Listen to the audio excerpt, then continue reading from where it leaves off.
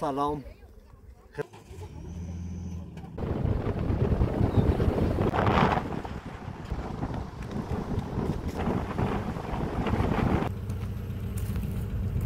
ساعت راه میشه که با ما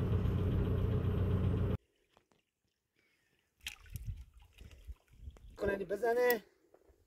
برو به سلامت زندگی تا کن. باران زودرس شد و خطرناکه. آتش می‌تابه.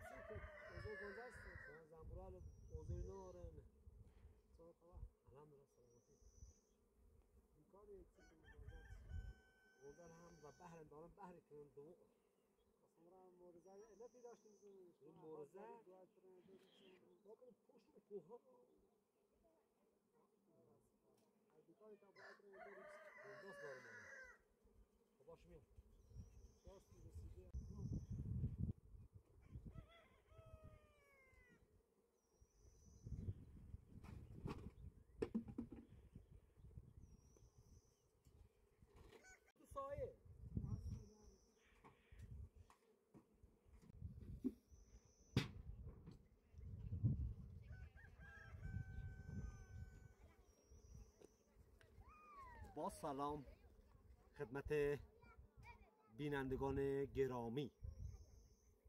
میخواهیم برای زدن علف یعنی چیدن علف به کوهستان‌های شروم برویم که علف جمع کنیم، بزنیم، بچیدیم برای آذوقه زمستان گوسفندان.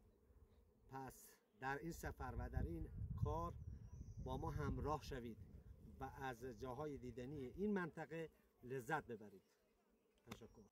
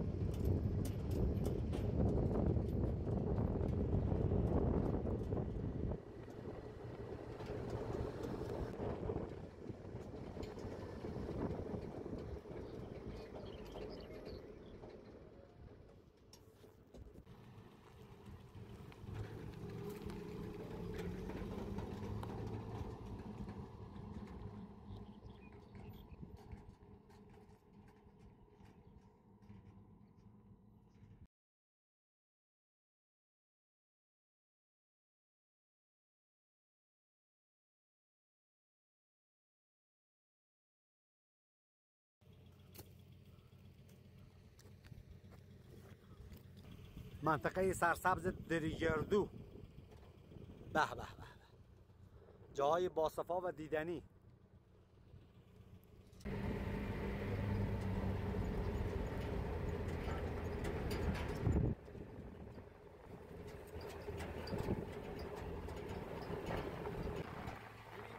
زرد شدن یا نه؟ این همه راه اومدیم میبینیم چطور راه زادش هم خاکی خیلی بدجوره، خسته کننده است. اکثر درختان اینجا به زبان محلی انزیک یا به زبان فارسی گلابی هست. ما گلابی کوری فراوان هست. یعنی درختی هست که مقاوم هست در برابر سرما و برف.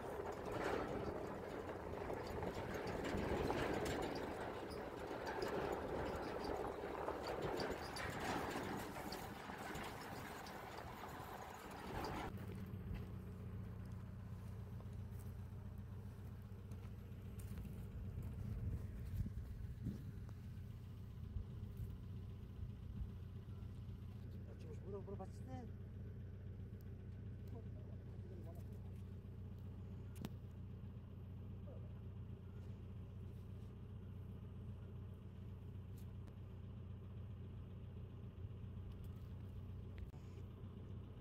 حالا مستقیم خونه ها منصادر شایریمون اوور کوه، من پایین دره تو دره ایم روز تفریح اومدیم اوور این کوه بالا هم با ماشین اومدیم 2 روز رفتیم تا اون بالا ها. حالا برگشتیم از در اومدیم حدود نزدیک به 2 ساعت راه میشه که با ماشین اومدیم. راهش خیلی دوره و خیلی هم بدجوره.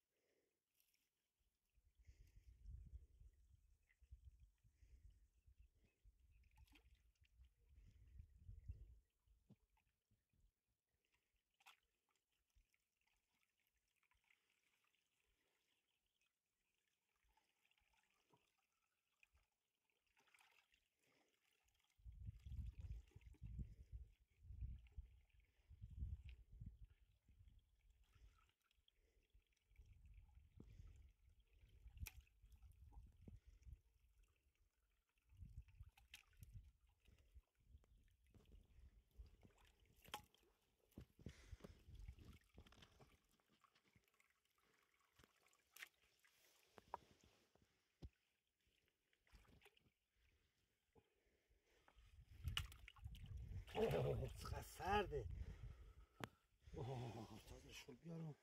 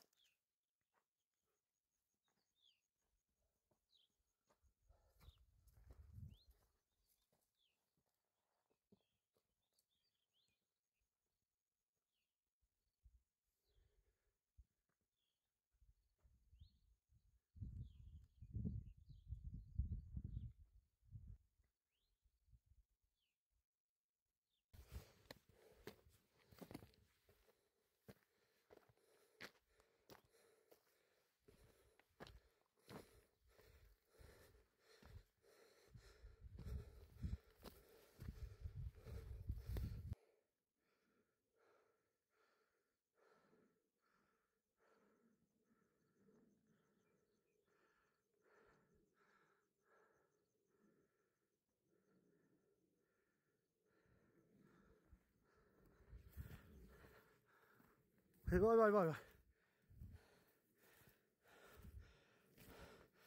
زندگی سخت اشایری، زندگی پرمشقت اشایری که لحظه به لحظه و نفس به نفسش همش سختی و زجر هست.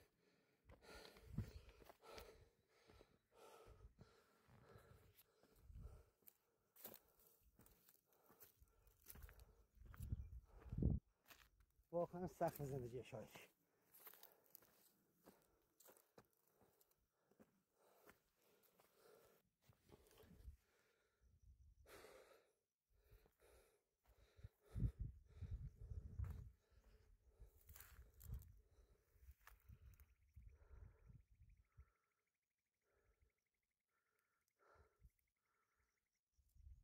شکر از کار خدا، شکر.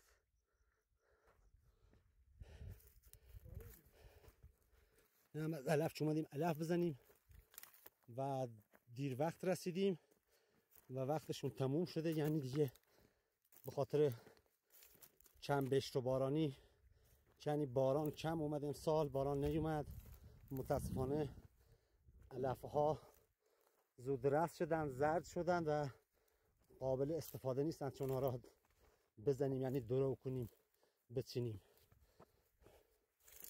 اومدیم چند یه روز بمونیم اینجا علف بزنیم برای آذوقه زمستان و گوسفندان، اما متاسفانه دیر رسیدیم.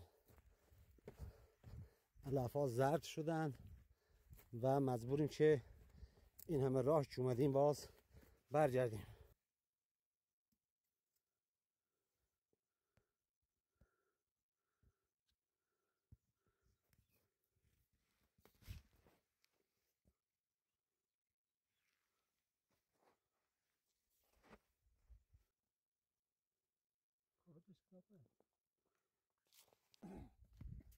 این افعیه، این بچه افعیه.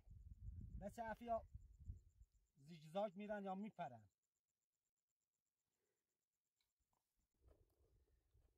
این بچه افعیه میخواد حرکت کنه بزنه، ما را اگر بهش آسیب نرسونی، ضرر نزنی که مورد خطر واقع نشه، کاری نداره.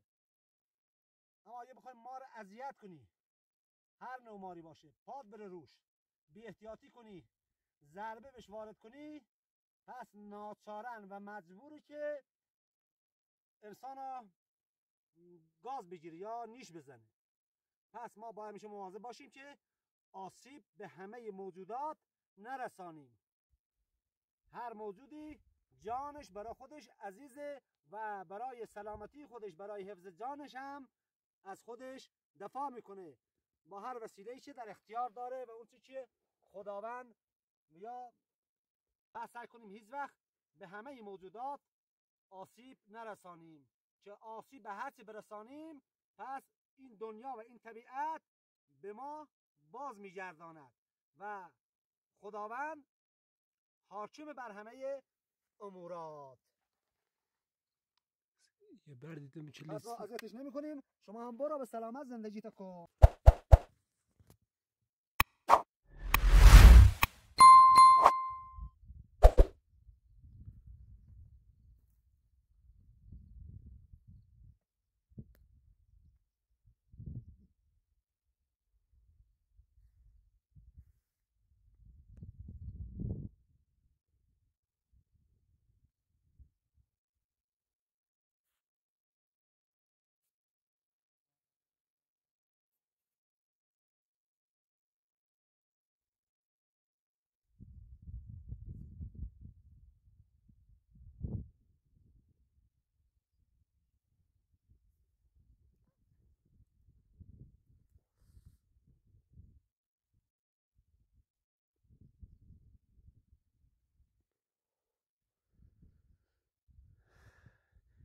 جا بلندی زلر هست.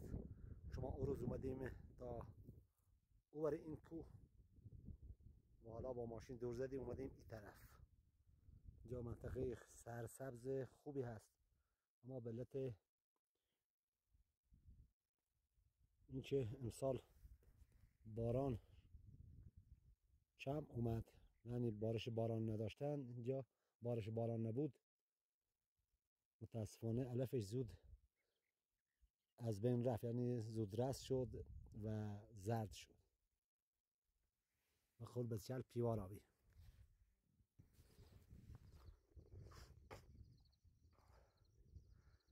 و در منطقه شورم و این منطقه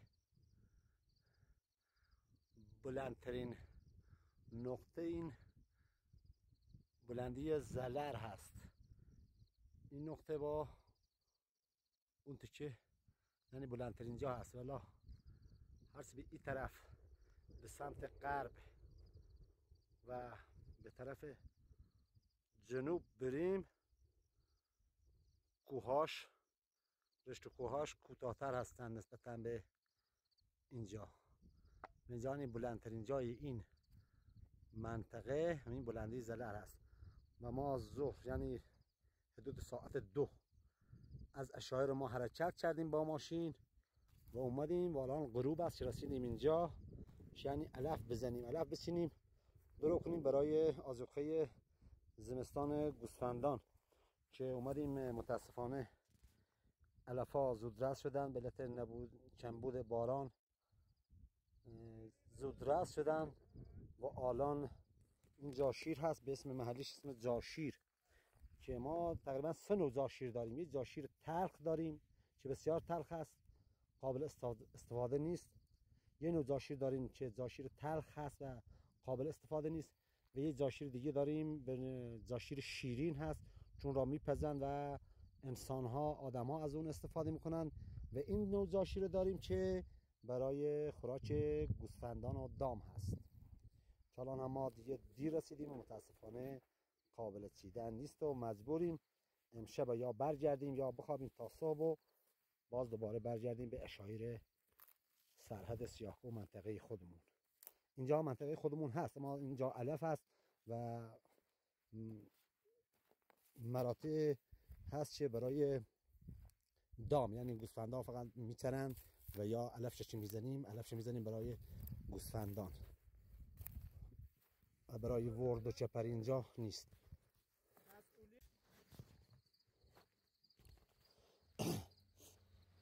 حالا دیگه شب شد، مجبوریم که امشب در این چپر یا ورد قدیمی بخوابیم، یا چای درست کنیم بخوریم و یه غذای وسیله چی آورده بودیم، یعنی وسیله آوردیم برای این 4 روز 5 روز اینجا علف بزنیم، اما متاسفانه نمیشه و مجبوریم فقط امشب اینجا بمونیم و صبح حرکت کنیم، چون که خیلی راه اومدیم، خیلی خسته ایم و مجبوریم که اینجا استراحت کنیم تا صبح. اینجا هیچ گونه اینجا هیچی وجود نداره، یعنی قبلا کسی می اومد اینجا سکونت می‌کردن، برای اشعار می اومد اینجا، اما متاسفانه امسال نیومدن. به چه علت هم نیومدن نمیدونم.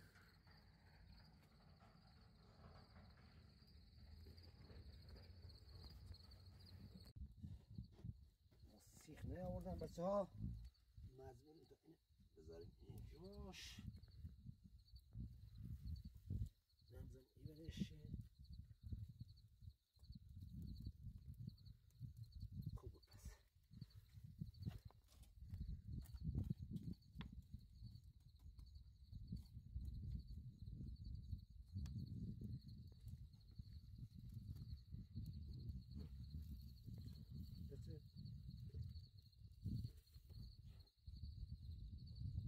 حیوانه اینجوری بشو.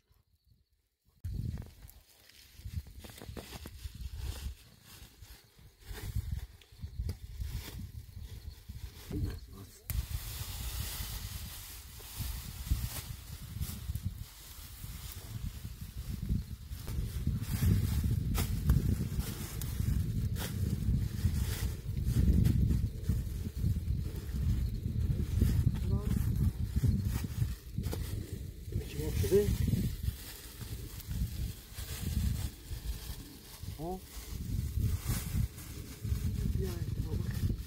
باش شیری من برای نهار آوردیم.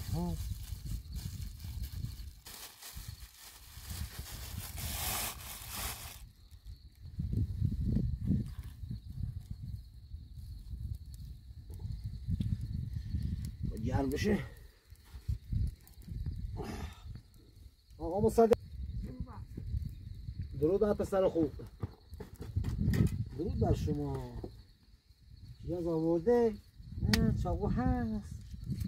پهلوان.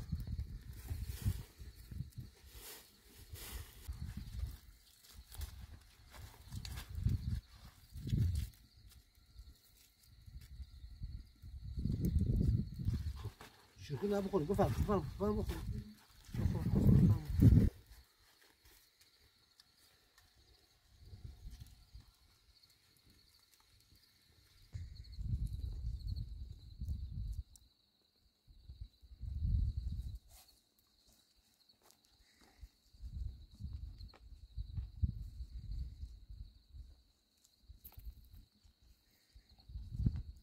چه خلاص بشه آیه اپراتور.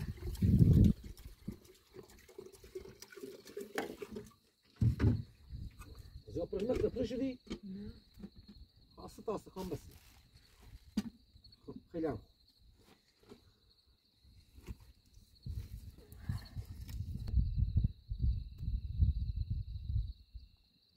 فقط این حشرات صدا میکنن، هیچ سر صدایی نیست، آرام و ساکت.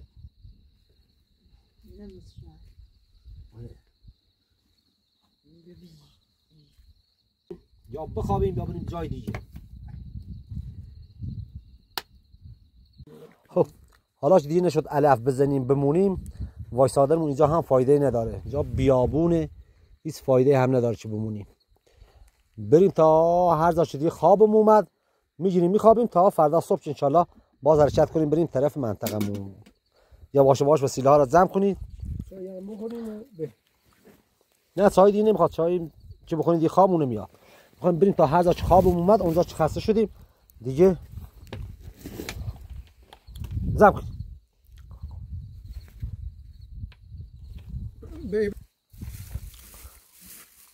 جین همه دال داخل، جین همه دال داخل شد. نه اینه تا موبایل لمون نشته باشه. خب جمع کن تیدر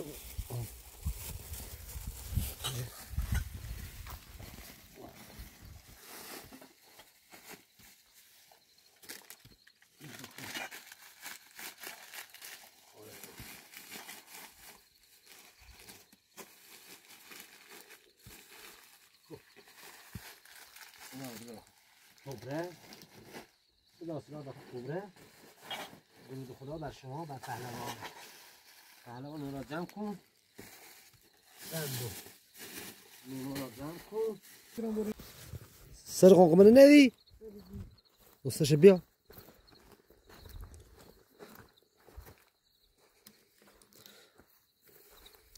دلستر طبعا بنام اود قصاني ابو اسم بس جبالي ماشي ها مثلا بني تشنا رسنا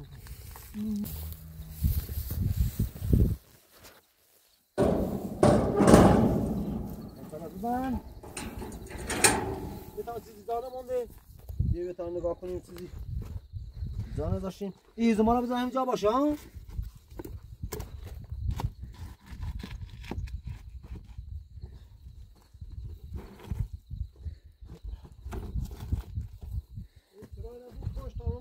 سب الان اومدی سب ببینه خب اینجا چیزی نشده سو چیزی هم نیست که آتش بگیری چه بگو یه تا سنگ بذارم دورش آتش نره جایی چون خطرناکه آتش میره علفی چیزی خاشاچی خاری خاشاچی آتش میگیره خرابی به بار میاره خب اینم از اینو ایزم هم به خاموش دیگه خبری نیست بریم خب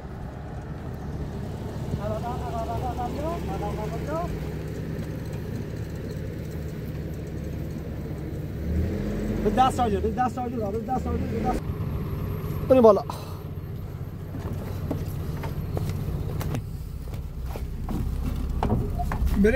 بریم یا علی بسم الله الرحمن الرحیم حرکت کنیم بریم تا اونجایی دیگه خاطراتی تو زاده خاچی اگه هر 500 متر یه چشمه داره عالیه این چشمه اینجا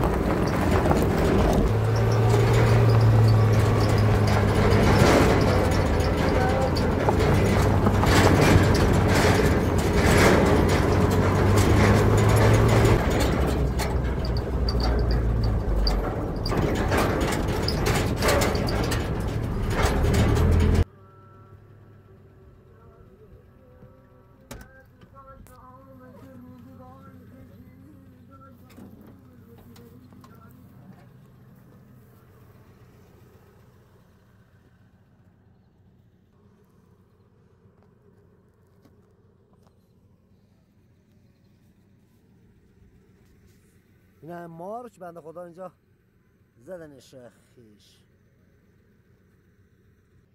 یه وقت گیر به ما ندین و چون که من خودم مخالفم که حیوانات از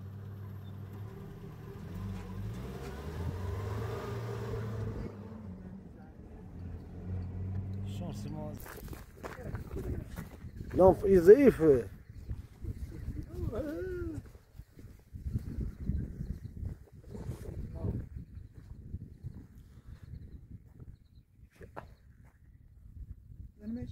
نه این افعیه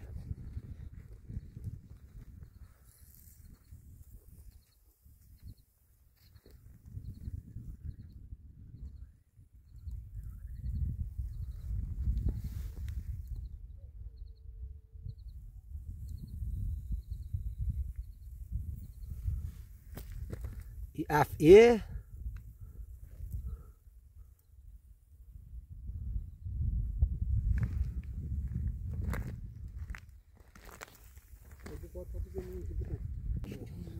بزنیم مکن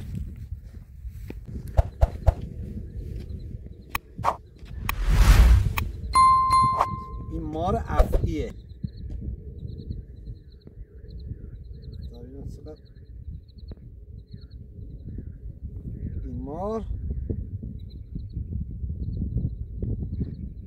اینقدر بلند.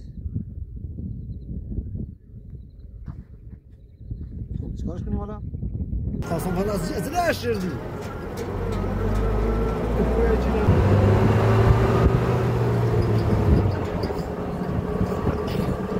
جا خیلی مار داره.